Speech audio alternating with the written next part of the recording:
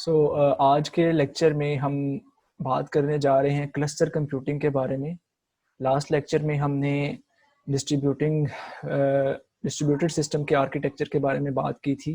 ठीक है, आज हम क्लस्टर कंप्यूटिंग और उसके आर्किटेक्चर के बारे में बात करेंगे। ठीक है, और उसकी कुछ टाइप्स को डिस्कस करेंगे। So let's start with the cluster computing के क्लस्टर कंप्यूटिंग होती क्या है। What is cluster computing? Cluster का नाम आपने पहले सुना होगा। ठीक है, क्लस्टर बेसिकली किसी एक ग्रुप को बोलते हैं जिसके अंदर मुख्तलिफ चीज़ों को इकट्ठा रख लिया जाता है। हम कहते हैं ये क्लस्टर है। ठीक है, जैसे कि डिफरेंट स्कूल, अगर स्कूल के एनवायरनमेंट की बात करूं तो यहाँ पर गवर्नमेंट स्कूल्स को होल्ड करने के लिए भी ना डिफरेंट क्लस्टर सेंटर बने होते हैं। ठीक है, तो क्लस्टर बेसिकली किसी ग्रुप को बोला जाता है। ठीक है, जिसके अंदर मल्टीपल सिस्टम आ सकते हैं या मल्टीपल, अगर स्कूल्स का क्लस्टर है तो वो एक स्पेसिफिक एरिया आ सकता है जिसके अंदर स्कूल हैं, या एक अगर मैं कहूँ कि कंप्यूटर्स का क्लस्टर तो उसके अंदर वो वाले कंप्यूटर्स आ सकते हैं जो कि एक नेटवर्क में कनेक्टेड हैं एक खास स्पेसिफिक एरिया में, तो इट इज़ कॉल्ड क्लस्टर। ठीक है, तो अगर मैं इसकी क्लस्टर कंप्यूटिंग की बात करूं या इसकी डेफिनेशन की बात करूं तो cluster computing refers that many of the computers connected on a network. ठीक है, मैनी का मतलब यही है कि ज़्यादा कंप्यूटर जो कि एक नेटवर्क में कनेक्टेड हैं, they perform like a single entity. तो वो एज ए होल एक सिंगल एंटिटी के तौर पे वर्क कर रहे होंगे, उसको हम क्लस्टर बोलेंगे। ठीक है, तो सिंपली ये कि जो एक मुख्तलिफ कंप्यूटर्स का एक नेटवर्क है उसको हम एक ही यूनिट के तौर पे जब तस्वुर करेंगे तो उसको हम क्लस्टर बोलेंगे। So each computer that is connected to the network is called a node. जो नेटवर्क के अंदर कनेक्टेड मुख्तलिफ कंप्यूटर हैं, हर कंप्यूटर को इंडिविजुअली हम नोड बोलेंगे। So cluster computing offer solutions to solve complicated problems. तो क्लस्टर कंप्यूटिंग क्या करती है, ये सॉल्यूशंस देती है कॉम्प्लिकेटेड प्रॉब्लम्स के by providing faster computational speed and enhanced data integrity. एक तो उसके अंदर स्पीड भी अच्छी हो और डाटा इंटेग्रिटी का मतलब एक्यूरेट भी हो। ठीक है, रिलायबल भी हमारा डेटा हो, या जो सोल्यूशन हमें क्लस्टर कंप्यूटिंग परफॉर्म करके दे वो सोल्यूशन हमारा रिलायबल भी हो, एक्यूरेट भी हो और कंप्यूटेशनल उसकी स्पीड भी हो। ठीक है, the connected computer execute operations all together. जितने भी उस नेटवर्क में कंप्यूटर कनेक्टेड होते हैं वो सारे के सारे ऑपरेशन सब मिलजुल कर करते हैं, दस the creating the impression like a single system. तो इसी वजह से कि वो मल्टीपल कंप्यूटर्स एक नेटवर्क में कंबाइनली काम कर रहे होते हैं तो इंप्रेशन यही पड़ता है कि एक सिंगल सिस्टम ने ये काम किया है। ठीक है, और जो कि वर्चुअल मशीन है। वर्चुअल का मतलब ये है कि अब सब कंप्यूटर इंडिविजुअल प्लेसेस पर हो सकते हैं जो कि नेटवर्क में कनेक्टेड हैं, तो ओवरऑल सिस्टम वो हमारे पास वर्चुअल मशीन ही कहलाएगा। This process is termed as transparency of the system. ठीक है, वर्चुअल मशीन को ट्रांसपेरेंसी ऑफ द सिस्टम भी बोला जा सकता है। ठीक है, so the based on the principle of distributed systems. Distributed system की जब भी बात आए तो आपके माइंड में डिस्ट्रीब्यूटेड सिस्टम का कॉन्सेप्ट आ जाना चाहिए कि जिसमें हर एक जो सिस्टम है वो अलग अलग लोकेशन पर है, उसका अपना सीपीयू है, अपना ऑपरेटिंग सिस्टम है, अपनी मेमोरी है और वो नेटवर्क में कनेक्ट है। ठीक है, वो डिस्ट्रीब्यूटेड सिस्टम की बात। This network this networking technology perform its operation and here local area network is the connection unit. तो ये जो क्लस्टर कंप्यूटिंग के लिए जो नेटवर्क यूज हो रहा होता है, जो यूनिट, वो लोकल एरिया नेटवर्क इसमें यहाँ पर बताया हो रहा होता है। ये छोटे छोटे पॉइंट जो है ना आपको ऑब्जेक्टिव में भी हेल्प आउट करेंगे, इसलिए हाईलाइट कर रहा हूँ। ठीक है, ऊपर जैसे यहाँ पर मैंने बात की थी कि वो कंप्यूटेशनल स्पीड प्रोवाइड करता है, डाटा इंटेग्रिटी देता है, यहाँ पर लोकल एरिया नेटवर्क की बात आ गई। ठीक है, this process is defined as transparency of the system. Cluster computing goes with the features. अब क्लस्टर कंप्यूटिंग के अंदर क्या फीचर्स होते हैं? सबसे पहले उसने बात की all the connected computers are the same kind of machines. Same kind of machines मतलब कि जितने भी कंप्यूटर हैं वो एक ही तरह के हैं। ठीक है, मतलब कि उनके उनकी जो स्पेसिफिकेशन है या उनका जो लेवल है वो सेम है। ठीक है, सेम काइंड ऑफ मशीन्स होंगी क्लस्टर में। They are tightly connected through dedicated network connections, और ये जो है डेडिकेटेड नेटवर्क कनेक्शन की मदद से कनेक्टेड होंगी। ठीक है, जितनी भी मशीन्स कनेक्टेड होंगी ना क्लस्टर में, वो all the computers share the common home directory. तो फिर जितने भी कंप्यूटर कनेक्टेड हैं तो वो कॉमन होम डायरेक्टरी शेयर कर रहे होंगे, मतलब कि उनके दरमियान एक डायरेक्टरी शेयर हो रही होगी, एक ऐसा फोल्डर, एक ऐसा फोल्डर या एक ऐसी डायरेक्टरी जिसके अंदर वो अपने डाटा को इजीली शेयर कर सकते हैं। ठीक है, तो ये उसके अंदर 3 फीचर पाए जा रहे होंगे। Cluster hardware configuration differs based on the selected network technologies. हाँ, उसकी क्लस्टर की ना जो मुख्तलिफ क्लस्टर्स हैं ना, उनकी जो हार्डवेयर कॉन्फ़िगरेशन है वो डिफरेंट हो सकती है, वो नेटवर्क की रिक्वायरमेंट के लिहाज से कि किस जगह पर कैसी नेटवर्क टेक्नोलॉजी पाई जा रही है। So cluster is categorised as open and closed clusters. आगे क्लस्टर जो होते हैं ओपन एंड भी हो सकते हैं, क्लोज भी हो सकते हैं। Where in open cluster all the nodes needs IPs and those are accessed through the internet or web। तो ओपन क्लस्टर कौन से होते हैं? जिनको कनेक्ट किया जाता है, जिनको आईपी एड्रेसेस की जरूरत होती है, ठीक है, और वो इंटरनेट या वेब के जरिए से एक्सेस किए जा सकते हैं। This type of clustering ensure causes enhanced security concerns, ठीक है। And in close clustering nodes are concealed behind the gateway node and they offer increased protection, ठीक है। कहता है जो क्लोज्ड होता है ना, वो उसके अंदर किसी आईपीज वगैरह की जरूरत नहीं होती, वो किसी गेटवे डिवाइस या किसी एक स्पेसिफिक कंप्यूटर के जरिए से या किसी एक स्पेसिफिक नेटवर्किंग डिवाइस के जरिए से कनेक्टेड होती हैं, ठीक है। और उसके अंदर जो सिक्योरिटी के फीचर्स हैं, ठीक है, प्रोटेक्शन के फीचर वो ज्यादा ऑफर कर रहा होता है, ठीक है, एज कम्पेयर टू ओपन। ये ओपन कंप्यूटिंग क्लस्टरिंग और क्लोज क्लस्टरिंग में डिफरेंस आपको आना चाहिए, ठीक है। ओपन के अंदर आईपीएस की जरूरत होती है, ठीक है, और इंटरनेट और वेब के जरिए से उसको एक्सेस किया जाता है, ठीक है। और जो हमारे पास क्लोज्ड है वो स्पेसिफिक गेटवे नोड की मदद से कनेक्टेड होता है, ठीक है, और उनके अंदर प्रोटेक्शन वो हाईली रिकमेंडेड की जाती है, ज्यादा प्रोटेक्शन को प्रोवाइड किया जाता है। सो ये जो आपको डायग्राम नजर, यस सर आपने पीछे बताया था कि जो सारे कंप्यूटर हैं इनकी होम डायरेक्टरी सेम होती है, जी। तो उसका क्या आपने मीनिंग बताया? होम डायरेक्टरी डायरेक्टरी फोल्डर को बोलते हैं ना। तो अब देखें, आप 5 कंप्यूटर, 5 स्टूडेंट हैं आपस में ना, एक for example same number of terminal 1 terminal 2 terminal 3, इस तरह फॉर एग्जांपल 5 कंप्यूटर हैं, उनने आपस में कनेक्शन बनाया हुआ है, क्लस्टर बनाया हुआ है। तो क्या होगा कि वो एक फोल्डर शेयर कर लिया जाएगा, ठीक है, या एक ड्राइव बना ली जाएगी, या एक फोल्डर का नाम बना लिया जाएगा शेयर्ड फोल्डर। तो हर कंप्यूटर के नेटवर्क प्लेसेस में जाकर, नेटवर्क प्लेसेस वाले फोल्डर में, इसके भी नेटवर्क प्लेसेस वाले फोल्डर में, सबके नेटवर्क प्लेसेस वाले फोल्डर के अंदर जाकर एक फोल्डर शेयर हो रहा होगा, जिसको सारे कंप्यूटर अपने अपने कंप्यूटर से एक्सेस कर सकते हैं। जो बंदा टर्मिनल 1 जो डेटा उस फोल्डर में रखेगा, वो टर्मिनल 2 को भी नजर आ रहा होगा, टर्मिनल 3 को भी, 4 सबको। तो वो शेयर डायरेक्टरी यानी कि होम डायरेक्टरी सबकी सेम होगी। जी ठीक है, क्लियर हो गया अब? जी सर। ओके, सो यहाँ पर जो डायग्राम नजर आ रही है, बेसिकली ये एक स्विच जो कि नेटवर्क डिवाइस है, जिसकी मदद से कनेक्ट किया जा रहा है दीज टर्मिनल्स को। ये सारे के सारे हमारे पास कंप्यूटर्स हैं, और आगे ये वाला स्विच जो है किसी फर्दर डेटाबेस के साथ या किसी होम डायरेक्टरी किसी सर्वर के साथ कनेक्ट हो सकती है, ठीक है। ये एक स्केच बताया है उसने, ठीक है। तो मतलब कि इन लोगों ने भी जो डेटा वगैरह एक्सेस करना है, मे बी सर्वर से एक्सेस कर रहे हो, या इन्होंने आपस में एक फोल्डर शेयर किया हुआ हो। These are the different mechanism जो यूज किए जा सकते हैं, ठीक है। डायरेक्टर यहाँ पर इसलिए कहा कि ये मेन रोल प्ले कर रहा होता है, सर्विसेज दे रहा होता है to the different terminals to switch, ठीक है।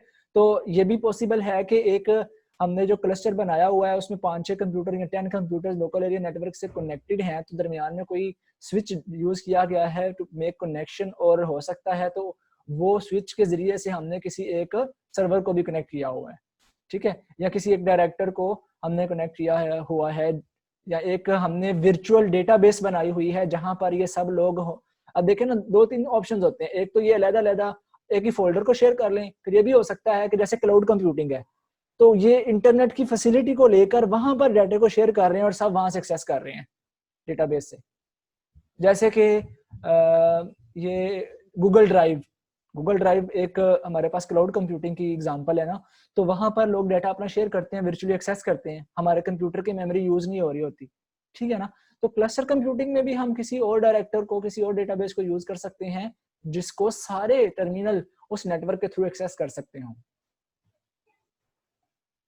ठीक है, पॉइंट गेट किया आपने यहां से?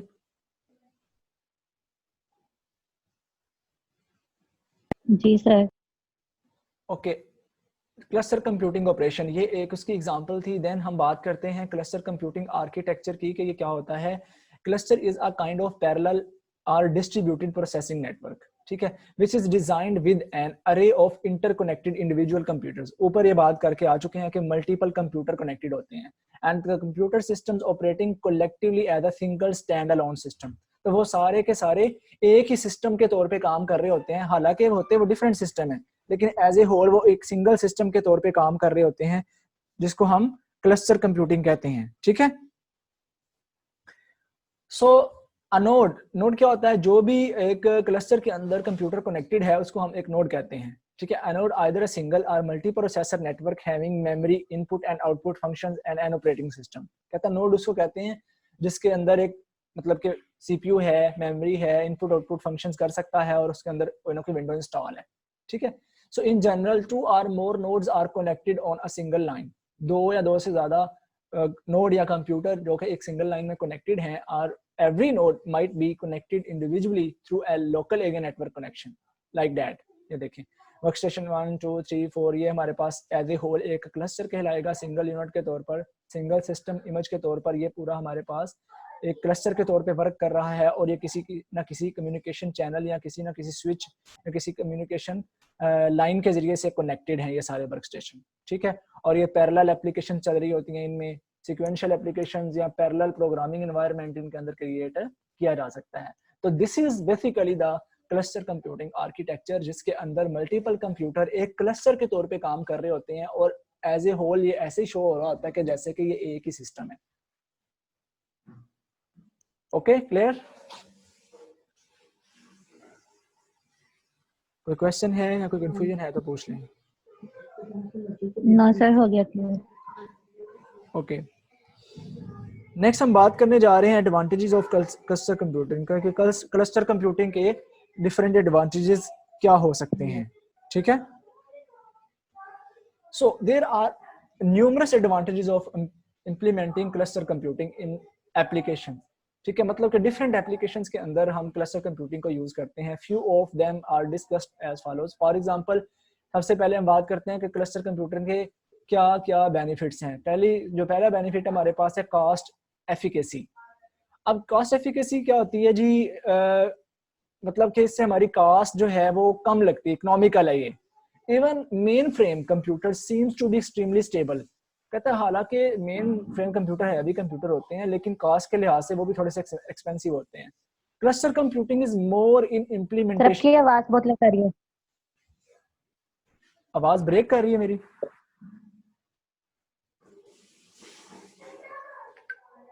जी, अब आवाज ठीक है?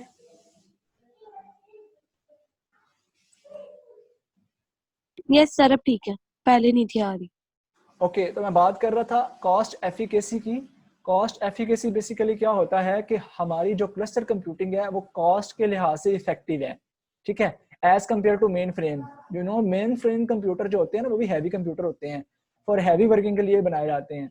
So even mainframe computer वो कह रहा है कि वो एक्सट्रीमली स्टेबल होते हैं, मतलब कि कॉस्ट के लिहाज से वो कम ज्यादा नहीं हो रहे होते। जो कॉस्ट उनकी है, एक पता है कि main frame computer heavy purpose computer है, हैवी वर्किंग करते हैं, तो वो कॉस्टली होते हैं। लेकिन जो क्लस्टर कंप्यूटिंग है ना, is more in implementation because of their cost effectiveness and economy. Main frame की निस्बत क्लस्टर कंप्यूटिंग को ज्यादा प्रेफर किया जा सकता है इन terms of cost and economical, कि उसके ऊपर इम्प्लीमेंटेशन ज्यादा परफॉर्म करवाई जा सकती है कॉस्ट और इफेक्टिवनेस के लिहाज से। ठीक है, this system provide enhanced performance, ठीक है, then that of mainframe computer. यही बात है कि जब हम मल्टीपल कंप्यूटर्स को एक क्लस्टर के तौर पे ले लेंगे तो वो मेन फ्रेम से भी अच्छी परफॉर्मेंस देगा। ठीक है, तो ये बेसिकली कॉस्ट एफिकेसी है कि इसके अंदर कॉस्ट को हम अपनी कॉस्ट को कंप्रोमाइज कर सकते हैं, कॉस्ट को बचा सकते हैं। Then processing speed. So the cluster computing systems offer the same processing speed as that of mainframe computer। ठीक है, मतलब कि यहाँ पर उसने बात की कि परफॉर्मेंस इनहांस की जा सकती है। ठीक है, लेकिन प्रोसेसिंग स्पीड की हमें बात कर रहा है कि समहाउ जो प्रोसेसिंग स्पीड होती है जो हम एक्सपेक्ट कर रहे होते हैं ना अपने मेन फ्रेम कंप्यूटर से, तो हमारी वही जो मतलब कि राउंड अबाउट वही स्पीड, वही प्रोसेसिंग स्पीड हमें क्लस्टर से मिल जाती है, ठीक है। और परफॉर्मेंस जाकर इंप्रूव कहाँ पे होती है, कास्ट के लिहाज से क्लस्टर की, कि कास्ट क्या बेनिफिट वहां पे हमें मिल जाता है कि वहां पर कास्ट कम आती है हमें, ठीक है। और ये जो प्रोसेसिंग स्पीड क्लस्टर कंप्यूटिंग देता है, इसकी स्पीड जो है equal to the supercomputer, ठीक है। ये एक सुपर कंप्यूटर के इक्वल स्पीड प्रोवाइड कर देता है, मेन फ्रेम के इक्वल, सुपर कंप्यूटर के इक्वल। तो ये हैवी वर्किंग के लिए सिस्टम यूज होते हैं। तो इसका मतलब कि हम जब मल्टीपल कंप्यूटर का एक क्लस्टर बना लेंगे तो this can also be use for the working whose working can be performed from mainframe, यानी कि जो वर्किंग हम मेन फ्रेम से परफॉर्म करवा सकते हैं, सुपर से करवा सकते हैं, वो वाली वर्किंग हम क्लस्टर से भी करवा सकते हैं। फायदा क्या होगा क्लस्टर से करवाने का, हमारी कॉस्ट बच जाएगी, ठीक है, कॉस्ट इफेक्टिव सिस्टम होगा। Extended resource availability. अब एक्सटेंडेड इसके नेम से जाहिर हो रहा है कि इसके अंदर रिसोर्स को बढ़ाया जा सकता है, यानी कि मल्टीपल रिसोर्सेज इसके अंदर गेन किए जा सकते हैं। Computers come across frequent breakdowns, ठीक है। So to eliminate this failure cluster computers are available with high availability. मतलब कि अगर इंडिविजुअली कंप्यूटर पे बात कर रहे हैं ना, तो हो सकता है किसी कंप्यूटर के अंदर कोई रिसोर्स कम है, किसी के अंदर कोई रिसोर्स ज्यादा है, ठीक है। तो उसके वो कह रहा है कि फ्रीक्वेंट ब्रेकडाउन आ सकते हैं, ठीक है, मुख्तलिफ कंप्यूटर में। लेकिन क्लस्टर कंप्यूटर की बात करें, इसके अंदर हाई अवेलेबिलिटी होती है। So when one node gets failed, मतलब कि मल्टीपल कंप्यूटर कनेक्टेड है, अगर एक नोड, एक कंप्यूटर फेल हो भी गया है, the other node will active and will function a proxy of the failed node, ठीक है। और वो उस फेल्ड नोड के तौर पे भी काम कर सकता है। This makes sure for enhanced availability. Simple में बताऊं तो अगर एक क्लस्टर कंप्यूटिंग में 6 कंप्यूटर कनेक्टेड है, तो एक कंप्यूटर में कोई फॉल्ट हो भी गया ना, वो ब्रेकडाउन हो भी गया है, तो बाकी 5 कंप्यूटर वर्क कर रहे हैं, और वो जो फेल होने वाला सिस्टम है उसके हिस्से का भी काम कोई और सिस्टम से किया जा सकता है, ठीक है। इसको वो कह रहे हैं enhanced resource availability. Then expandability. Expandability क्या होती है? The next crucial advantage of this cluster computing is its enhanced scalability and expandability. अब स्केलेबिलिटी का मतलब इसको एक्सपेंड किया जा सकता है, ठीक है, as they instantiate the perspect to combine multiple additional resources or network to be prevailing computer system। मतलब कि सिंपल बताऊं को, एक नेटवर्क है ना, तो उस नेटवर्क में आप मजीद नोड ऐड कर सकते हैं, मतलब कि उसकी जो लिमिट है उसको इंक्रीज किया जा सकता है, उसके अंदर रिसोर्सेज और ज्यादा ऐड किए जा सकते हैं, ठीक है। तो ये एक्सपेंडेबिलिटी में आ जाएगा। And then flexibility. Flexibility in terms of इसके अंदर चेंजेस वगैरह भी परफॉर्म की जा सकती हैं, ठीक है। फ्लेक्सिबिलिटी का जहां भी वर्ड आए तो आप समझ लें कि थोड़ा सा एक्सटेंड के मीनिंग में भी आ जाता है कि कुछ चीज एडिशनल इसमें ऐड करनी है या कुछ के अंदर इसको मोल्ड करना है, तो वो हो सकता है। तो cluster computing can be upgraded to the superior specification or extended through the addition of additional nodes. तो फ्लेक्सिबिलिटी क्या कि हम इसके अंदर एडिशनल नोड ऐड कर सकते हैं, ठीक है, ये फ्लेक्सिबिलिटी देता है, इसके अंदर स्पेसिफिकेशंस को इंक्रीज किया जा सकता है। These were the advantages of cluster computing, ठीक है। cost efficacy, processing speed, extended resource availability, extendability, flexibility, ठीक है। यहाँ पर कोई क्वेश्चन है तो आप पूछ लें एडवांटेजेस के रिलेटेड।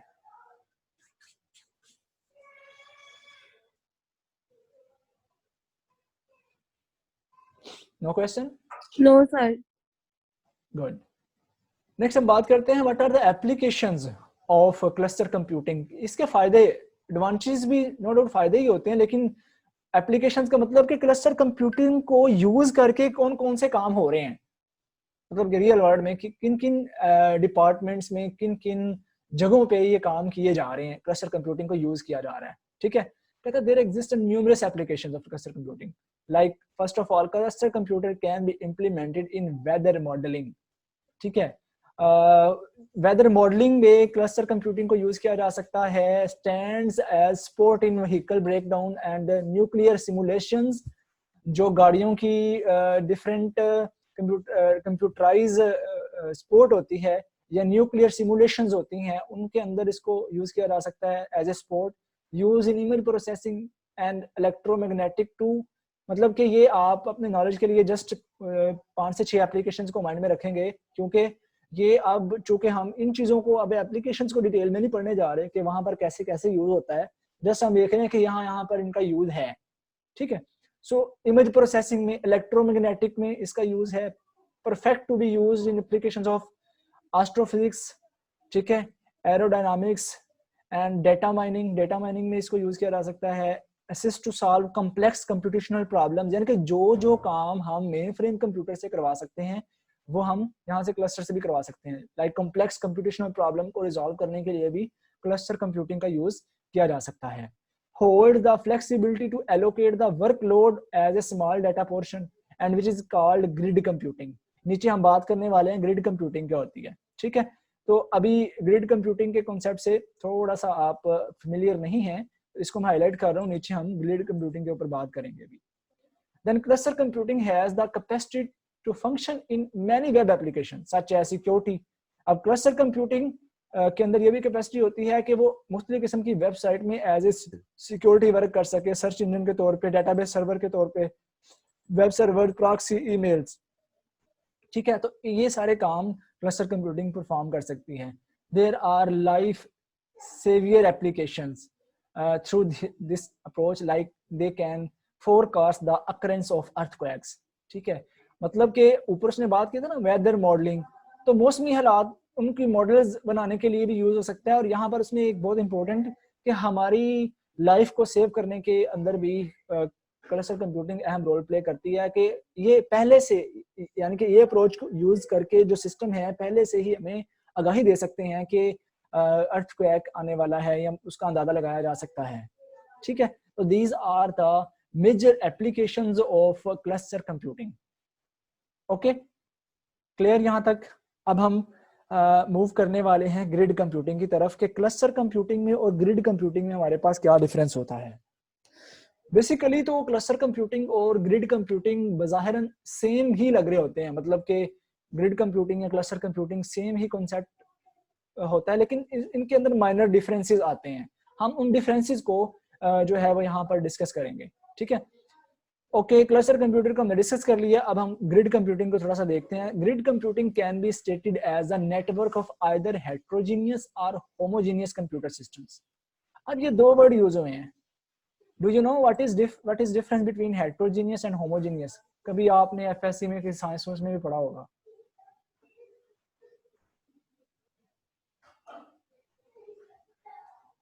क्लस्टर कंप्यूटिंग में ऊपर हमने बात की थी। मतलब जी जी बोले।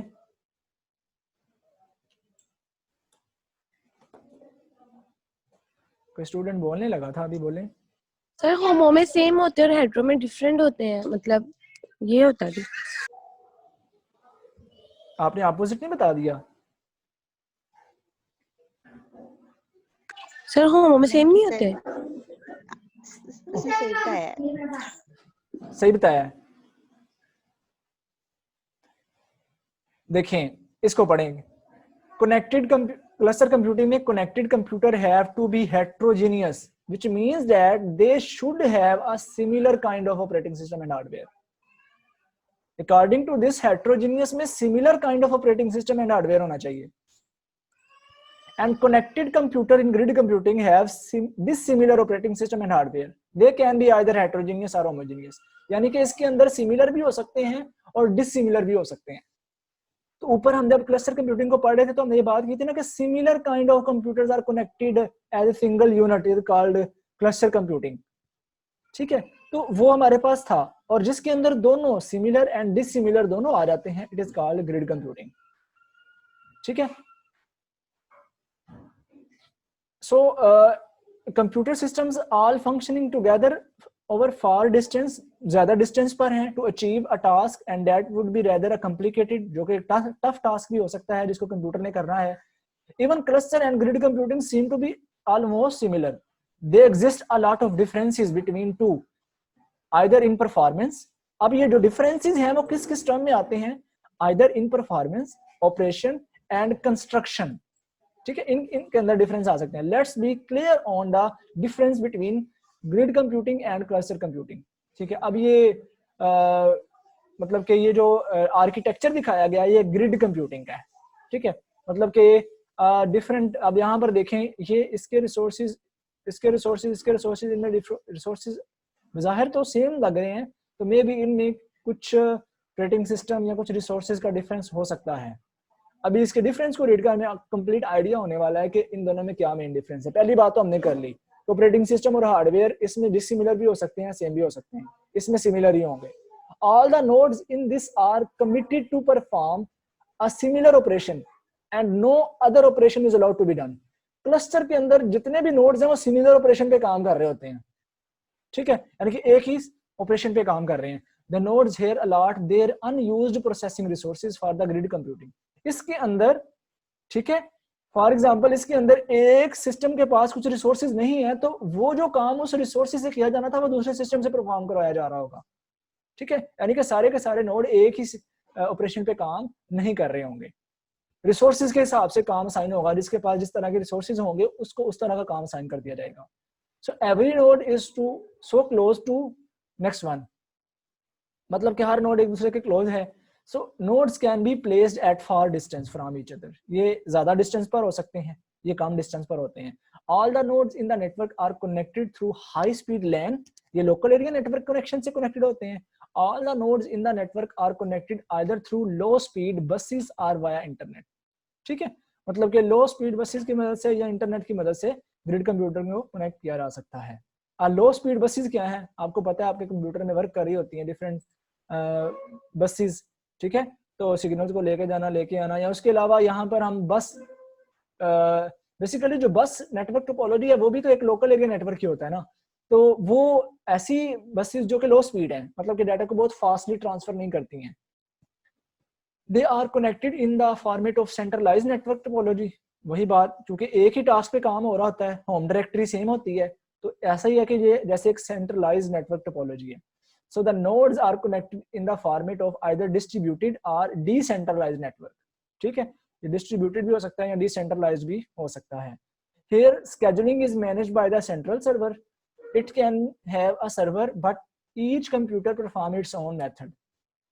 सर्वर हो सकता है लेकिन हर कंप्यूटर अपने मेथड से काम कर रहा होता है, किसी में रिसोर्स ज्यादा है, किसी में कम है। So the entire system in with is with a centralised resource administrator, वही बात, उसके अंदर सेंट्रलाइज्ड रिसोर्स होते हैं, एडमिनिस्ट्रेटर होता है जहां से रिसोर्सेज मांग रहा होता है। Each of the computer handle its resources in an independently, हर कंप्यूटर इंडिपेंडेंटली अपने अपने रिसोर्सेज को हैंडल कर रहा होता है। The entire system work as one, each computer is autonomous and everyone can choose for this at any time. ये autonomous system होते हैं। They are tightly connected system, they are loosely connected system. ये dependent होते हैं, ये dependent नहीं होते। It follow single system functionality, it follow diversity and dynamism, ठीक है, मतलब कि डायनामिक एनवायरनमेंट पाया जाता है इसमें। तो this is the difference between cloud computing and grid computing, ठीक है, ये इंपॉर्टेंट क्वेश्चन है आपका। So the last question and last concept is what is the need for cluster computing? तो नीड की अगर बात की जाए तो ऊपर हमने इसके एडवांटेजेस भी पढ़ लिए हैं, इसकी एप्लीकेशन भी पढ़ ली हैं, तो वो सारी हमारी नीड्स को फुलफिल कर रही हैं इन डिफरेंट एप्लीकेशन एरियाज। सो ये कुछ दो पैराग्राफ है, इनको हम रीड कर लेते हैं। So everyone might have faced the situation of low speed services and content criticality. Cluster computer resolve the need of content criticality and process services in a quicker approach.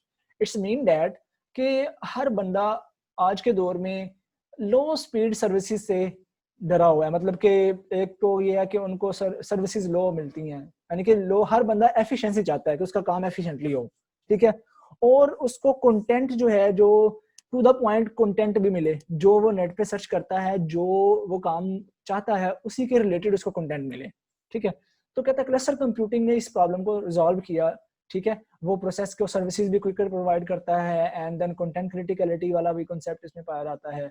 As internet service provider look for enhanced availability in a scalable approach, cluster computing will provide this, ठीक है, and even this technology is heavy need for film industry as they require this for rendering extending quality graphics and cartoons। अब देखें एक और application आपके सामने आ गई कि फिल्म इंडस्ट्री ये वाली टेक्नोलॉजी को बहुत वास्टली यूज करता है for their quality graphics and cartoons, ठीक है। Implementation of cluster through the ये एक मेथड है जिस मेथड की मदद से जो है इसको क्लस्टर कंप्यूटिंग को इम्प्लीमेंट किया गया, ठीक है। Wolf method also resolve the requirement of statistics, fluid dynamics। अब ये साइंस के अंदर जो इसके यूज हैं, okay? Implementation of cluster through Wolf method also resolve the requirement of statistics, fluid dynamics, genetic analysis, astrophysics, economics, neural networks, engineering and sciences। यानी कि इन branches in fields में हमारे पास क्लस्टर कंप्यूटिंग यूज हो रही है। Many of the organization and IT giants are implementing this technology to augment the scalability, processing speed, availability, and resources management at the economic prices. So these all are the different other applications जिनके बारे में discussion की जा रही है। Last one is cluster computing provides are relatively inexpensive, unconventional to large server or mainframe computer solutions। यानी कि large server और मेन फ्रेम कंप्यूटर के बरक्स ये इनएक्सपेंसिव है, ठीक है, कॉस्टली नहीं है, ऊपर भी बात हुई है। Modernised advancement in both hardware and software technologies are probable to allow cluster computing to be completely progressive. Day by day जो क्लस्टर कंप्यूटिंग जो है वो प्रोग्रेस कर रही है। Many predict that the future of cluster computing is to gain more premises. Now more about the detailed concept regarding what cluster computing is and how this technology is implemented। तो अभी researcher इसके ऊपर मजीद इसके enhancement के ऊपर work कर रहे हैं। यूं कहा जा रहा है कि इन फ्यूचर क्लस्टर कंप्यूटर की बेस के ऊपर बहुत ज़्यादा चीज़ों को और कंप्यूटराइज या टेक्नोलॉजी को एनहांस करने के लिए इम्प्लीमेंट किया जा रहे हैं। लें जी, this was about cluster computing, जो कि हमने ये डिस्कस किया आज, क्लस्टर्स। ठीक है, हम अपने हर एक लेक्चर में अपनी एक एक आउटलाइन को कवर करते जा रहे हैं होपफुली इंशाल्लाह, जो कि हमारे लिए सूटेबल ठहरेगा। और ये भी हमारा हो गया, ये स्पीड अप एंड अमदाहल ज़ला भी हमने नहीं किया, बाकी यहाँ तक हमारा कवर हो चुका है इन 4 लेक्चर्स। आज हमारा 4th लेक्चर था ना।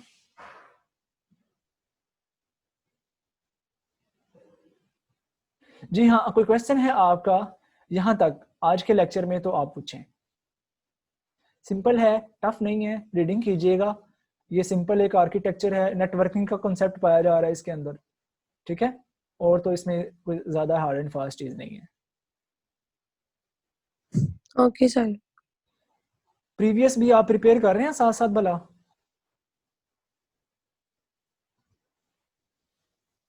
जी सर, रीड कर रहे हैं। रीड भी करें और हाईलाइट करते रहें कॉन्सेप्ट्स को, और जो चीज़ें कुछ याद करने वाली हैं लाइक उसको याद भी करें ना आप, ठीक है।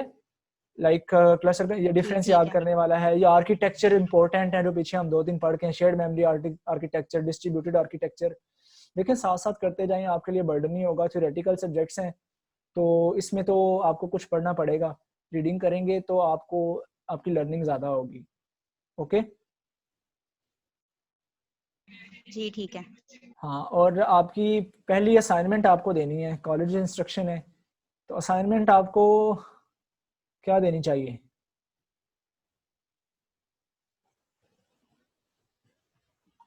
क्विज हमारा नेक्स्ट वीक में कोई कर लेंगे, नेक्स्ट से नेक्स्ट में भी कर लेंगे। 31 तक हमने कुछ एक क्विज लेना है, 2 मिनट से पहले 2 मिनट के बाद, और असाइनमेंट भी 2 हमारी मिनट से पहले होनी है और 2 मिनट के बाद होनी है। तो असाइनमेंट के लिए कोई टॉपिक आपको असाइन करना है, जो कि चले मैं असाइनमेंट पे देख लेता हूँ कौन सा टॉपिक आपको देना है। तो आपने वो टॉपिक जो है ना हार्ड फॉर्म में कॉलेज में सबमिट करवाना है, ठीक है। Okay sir. चले ऐसा करें, ये मैं स्पीड एंड अमदाहल ज़रा आपको करवाना तो है ही, ठीक है। इसको आपने ना इसके रिलेटेड डेटे को अंडरस्टैंड करके ढूंढ के जस्ट आपने असाइनमेंट लिख के सबमिट करवानी है, समझ आए या ना आए, ठीक है। मतलब कि इसको मैं इसके ऊपर लेक्चर हमने अभी करना है, तो कोशिश करूंगा कि इसके ऊपर लेक्चर जैसे ही आपकी असाइनमेंट के बाद आपको सॉल्व करके दूं तो साथ इसका लेक्चर भी परफॉर्म करवा दूं, ठीक है। ठीक है। असाइनमेंट के लिए आपका ये टॉपिक है स्पीड अप एंड अमदाहल ज़ला। ये बहुत लेंथी टॉपिक नहीं है, मतलब कि 2 और 3 पेजेस पे आपका ये टॉपिक, ये मैथमेटिकल पोर्शन अमदाहल ज़ला में कुछ आता है, फार्मूलाज हैं और उसकी क्वेश्चन को सॉल्व करना है। तो आप यूट्यूब से लेक्चर को सुन के चाहे या नेट से आपने इस टॉपिक को सर्च करना है और इसके ऊपर असाइनमेंट आपने प्रिपेयर करनी है अपनी फर्स्ट। Okay okay sir. और ये असाइनमेंट कॉलेज ने तो डेट दी हुई है 9 जनवरी को सबमिट करवाने की। तो चूँकि हमारे लेक्चर ये भी 2 दिन है इसमें बस, तो आप मंडे ट्यूसडे तक इसको सबमिट करवा दीजिएगा।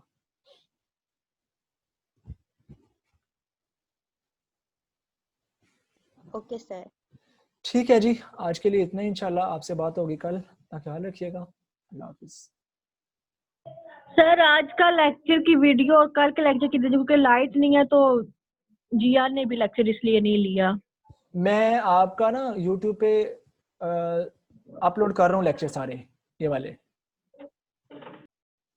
लिंक आपको ग्रुप में फॉरवर्ड कर देता हूँ, ठीक है? जी ओके ठीक है सर। सर। ओके, अल्लाह हाफिज़।